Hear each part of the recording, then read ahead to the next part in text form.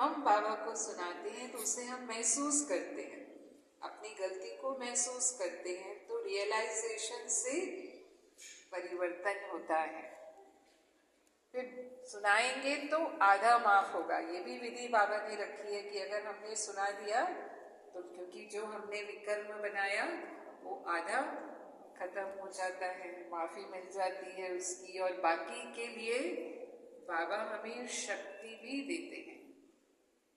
तो इसीलिए रोज चार्ट रखना है हमें, बाबा को सच सच सुनाना है, छिपाना नहीं है।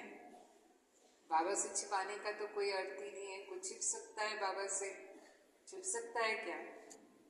हम अपने आप से छिपा सकते हैं, दूसरों से छिपा सकते हैं। तो जो रोज बाबा को चार्ट देते हैं, एक होता है लिखना, तो लिखने में मैं समझती हूँ मेजॉरिटी अलबेले होते हैं, बहुत कम होते हैं फोटो में कोई जो लिखते हैं। इस सभा में है कोई जो लिखते हैं? वो हाथ उठाए। गिनती के हैं, गिन सकते हैं आराम से, 10-15 है।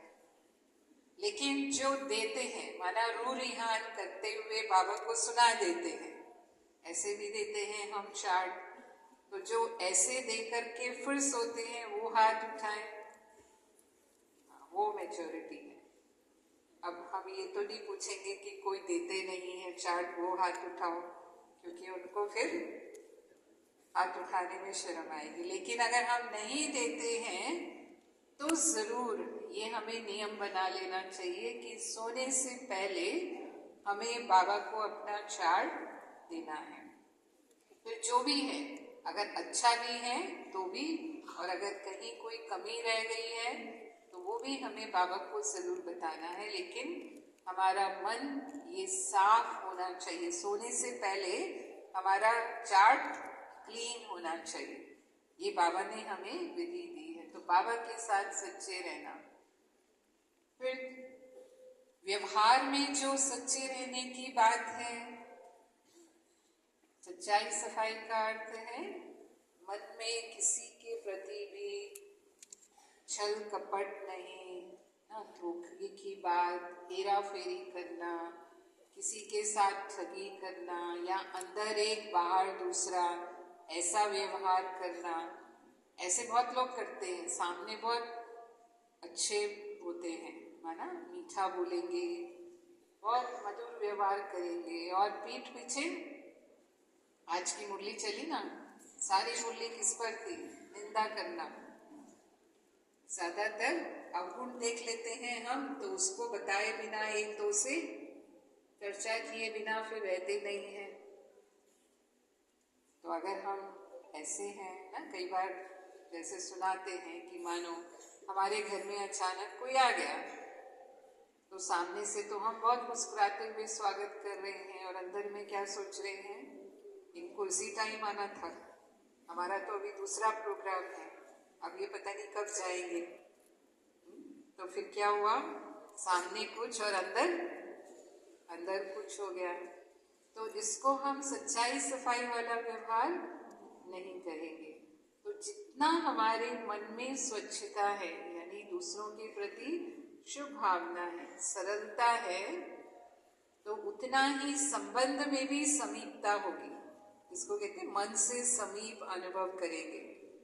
लेकिन अगर मन में कुछ और है तो व्यवहार में भले ही कितने अच्छे हैं, लेकिन दूरी होगी, वो समीपता का अनुभव नहीं होगा। अगर ऐसे लोगों से हमारी दोस्ती है मानो, तो वो टिकेगी नहीं। मन में अगर सफाई के बजाय ईर्ष्या, द्वेष है, कोई भी नेगेटिव फीलिंग है किसी के प्रति, नाराजगी भी हम जिसको कह सकते हैं, या फिर जैसे कहा ना कि धोखा देते हैं, सामने दिखाते हैं कि बहुत विश्वास है ना, लेकिन पीठ पीछे धोखा देते हैं, तो फिर इसको हम संबंधों में सच्चाई नहीं कहेंगे। और बाबा कहता है सच तो बिठो सच। तो जो सच्चाई सफाई वाला होगा वो सदा खुश रहेगा, सदा प्रसन्न चित होगा, उसके मन में किसी भी प्रकार की हलचल नहीं होगी, किसी भी प्रकार की उलझन नहीं होगी, अशांति नहीं होगी, वो निर्भय होगा। नहीं तो झूठ वाले को क्या करना पड़ता है, अपने झूठ को छुपाने के लिए सोचना पड़ता है कि मैं ये बोलूँगा वो बोलूँगा। तो सच्चाई होनी चाहिए, बाबा को वही पसंद है, लेकिन हम रहते तो कलयुग में हैं और इतने जन्मों से 63 जन्मों से जो देह विमान के संस्कार चले आ रहे हैं, तो सच्चाई के रास्ते पर चलना इतना आसान हमें नहीं लगता है ना। आज कलयुगी दुनिया के लिए हम क्या कहते हैं, झूठ खंड है। झूठ खंड है माना झूठ के बिना चलता नहीं है काम। तो कोई ऐसा नहीं होगा कलयुग में जो ये कहे कि हम झूठ नहीं बोलते हैं। कह सकते हैं? हाँ, इस सभा में कोई समझता है कि मैंने आज तक कभी झूठ नहीं बोला? हाथ उठा सकते हैं अगर कोई ऐसे कोई हो भी सकते हैं। जैसे महात्मा गांधी जी थे ना, उन्होंने प्रतिज्ञा की थी अपने जीवन में कि मैं कभी झूठ नहीं बोलूंगा, क्योंकि उन्होंने सत्यवादी हरिश्चंद्र जी का नाटक देखा, प्रसिद्ध है वो, इतिहास में प्रसिद्ध है। तो नाटक देखने के बाद उन्होंने प्रतिज्ञा कर ली कि चाहे जो हो जाए जिंदगी में, कोई मुश्किल हो, लेकिन झूठ नहीं बोलना है, और उन्होंने उसको निभाया। तो सुनाते हैं, एक बार क्लास में एक इंस्पेक्शन चल रहा था, तो स्पेलिंग लिखने को दी सभी स्टूडेंट्स को। केटल की स्पेलिंग लिखनी थी, और भी बहुत सारे वर्ड्स थे, पर उनकी जो गलत थी वो केटल, जिसमें हम पानी उबालते हैं, वो केटल की स्पेलिंग गलत थी। तो टीचर ने देखा कि सबने तो सही लिखा है, लेकिन ये मोहन, उनका नाम मोहन था ना, मोहनदास, तो ये मोहन ने ठीक नहीं लिखा है, इसका एक लेटर ठीक नहीं है। तो उन्होंने उसको इशारा किया कि तेरे सामने वाले ने ठीक लिखा है, तुम उनमें से नकल करके अपना करेक्ट कर लो। तो उन्होंने देखा टीचर को, समझा भी कि टीचर क्या कहना चाह रहा है, लेकिन किया नहीं, करेक्शन नहीं किया। अब इंस्पेक्शन में तो हो गया, उनका गलत था वो स्पेलिंग, और बाद में टीचर ने उनको पूछा, मैंने तेरे को इशारा किया फिर भी तुमने ठीक क्यों नहीं किया? तो उसने कहा कि ये गलत होता, और मैंने अपने जीवन में प्रतिज्ञा की है कि मैं कभी भी झूठ का सहारा नहीं लूंगा। तो इसीलिए भले ही आपने कहा मुझे, लेकिन मैंने उसको ठीक नहीं समझा, सत्य नहीं समझा, इसीलिए मैंने वो नहीं किया। तो ऐसे भी दुनिया में लोग होते हैं। हमारी दादी जी थी, दादी प्रकाश मणि जी, दादी हमेशा जब भी यहाँ पे जूडिस्ट कॉन्फ्रेंस होती थी, तो दादी ये बात बहुत गर्व से कहती थी कि मैंने जिंदगी में आज तक झूठ नहीं बोला, कभी भी झूठ का सहारा नहीं लिया। लेकिन कलयुगी दुनिया तो वैसे झूठी माया, झूठी काया, झूठा सब संसार, ये वाली दुनिया है। तो जब हम ब्राह्मण बन गए, तो वैसे तो सच्चाई सफाई ये हमारा निजी संस्कार है, सत्यता, लेकिन फिर भी पूरी तरह से हम भी सच्चाई पर नहीं चल पाते, क्योंकि सच की राह मुश्किल होती है।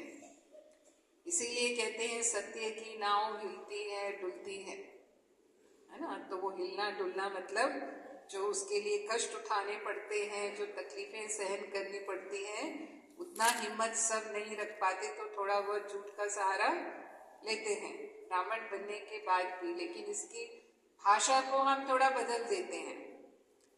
क्या भाषा बोलते हैं? थोड़ा युक्ति से चलना पड़ता है ना। युक्ति से नहीं चलेंगे तो मुक्ति नहीं मिलेगी। तो अगर हमने अपने स्वार्थ के लिए बोला और अपने को बचाने के लिए बोला, अब दो तरह का झूठ होता है। एक होता है कल्याण के लिए हम झूठ बोलते हैं, अपना ही कल्याण हो या दूसरों का कल्याण करना हो। जैसे बाबा हम बच्चों के लिए आज तक कहते आए है ना, उसमें कल्याण था, इसलिए कहते आए कि विनाश होना है। तो आज तक बाबा ने समय नहीं बताया, तो हमें पता नहीं कब विनाश होना है, लेकिन वो विनाश करते करते कितने साल निकल गए, 88 साल निकल